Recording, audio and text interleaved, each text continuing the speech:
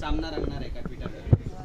Sir, Greta Thunberg मामले में tool kit जो है वो देश के नागरिकों ने दिया था एनवायरमेंटलिस्ट। एक मिनट, थोड़ा पीछे चलो, थोड़ा पीछे चलो, थोड़ा मागे आ।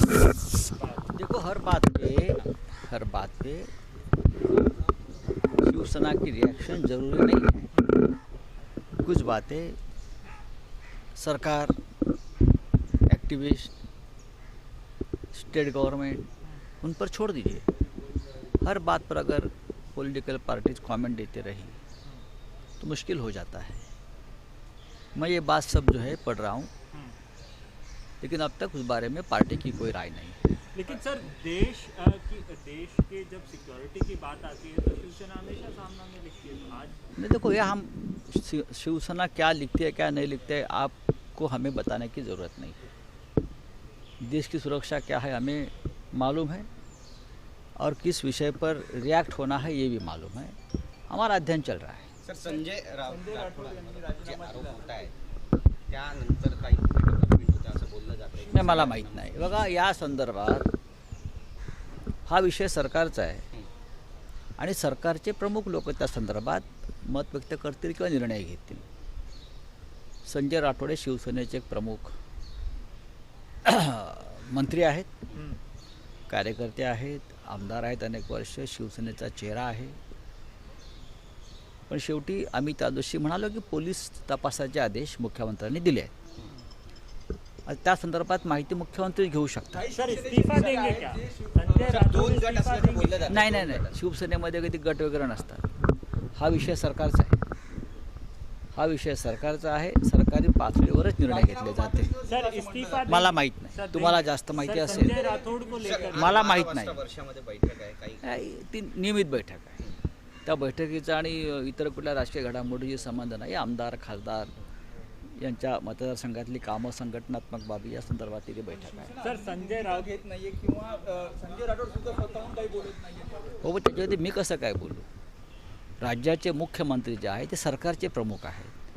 उपमुख्यमंत्र्यांनी आपली भूमिका स्पष्ट केलेली आहे.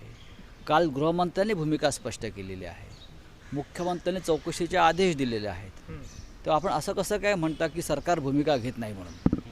सर, अनिल देशमुख ने कल क्लैरिफाई किया कि हमने किसी भी सेलिब्रिटी को ट्वीट्स को लेकर के जांच नहीं, लेकिन जो जांच की है उसमें ये सामने आया कि बीजेपी का आईटी सेल जो है ट्वीट्स को लेकर के उसके पीछे था। बीजेपी आईटी सेल जो है वो देश नहीं चला रहा है.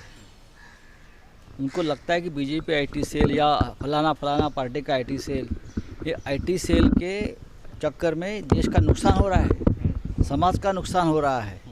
जिस प्रकार की अफवाहें, जिस प्रकार के भ्रम पैदा किए जा रहे हैं उसमें लोगों में घबराहट भी पैदा होती है और लोगों के मन में अलग तरह का भ्रम पैदा होता है. उस बारे में कुछ ना कुछ करना सर, होगा. जेवढे सोशल नेटवर्किंग साईट्स आहेत त्यांच्या सगळ्यांच्या नाड्या केंद्राच्या हातामध्ये, जेव्हा वाटेल तेव्हा त्यातले सगळे डिटेल ते सध्या सुरू झालेलंच आहे. आजच आम्ही लोकसभेतल्या तृणमूल काँग्रेसच्या खासदार मुआ मोहित्रा यांनी जी तक्रार केलेली आहे की त्यांच्यावरती पाळत ठेवली जाते. ती पाळत अनेक मार्गाने ठेवली जाते. ती पाळत आमच्यावर पण ठेवली जाते, अनेकांवर ठेवली जाते. कारण या सगळ्या यंत्रणा ज्या आहेत सरकारच्या हातामध्ये असतात आणि सरकार कोणत्याही मार्गाने विरोधकांवर पाळत ठेवू शकतो. महुआ को लेकर के जिस उठाव तरीके से करावा लागेल आता. लिखा, उसको लेकर के क्या राय है? देखिए, महुआ जी ने दिल्ली पुलिस को एक खत लिखा है या एक जानकारी दी है कि उनके ऊपर निगरानी रखी जा रही है. दिल्ली पुलिस या और कोई केंद्रीय जांच के पुलिस हो गए, और कहा कि ये राइट टू प्राइवेसी का भंग है. मेरी जान को खतरा नहीं है कहा, और मैंने सुरक्षा नहीं मांगी है, तो फिर भी मेरे दरवाजे पर पुलिस क्यों खड़ी है? ये उनका सवाल जायज़ है. और जिस तरह से महुआ जी ने भरी लोकसभा में सरकार का वस्त्रहरण किया है, तो हमें लगता है कहीं ना कहीं सरकार उनके ऊपर तिसरा आँख लगा सकती है. राईट टू प्रायव्हसीसाठी शिवसेना आता आक्रमक होताना पाहायला मिळेल का येत्या काही दिवसामध्ये?